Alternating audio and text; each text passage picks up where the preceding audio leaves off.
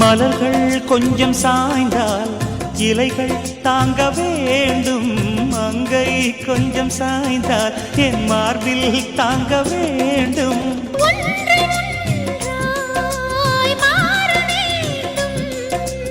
உன்னில் என்னை தேட வேண்டும்.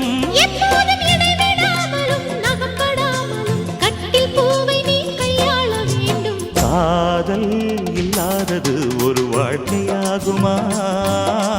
கண்கள் இல்லாமலே ஒரு காட்சி தோன்றுமா? காதல் இல்லாதது ஒரு வாழ்க்கையாகுமா? கண்கள் இல்லாமலே ஒரு காட்சி தோன்றுமா?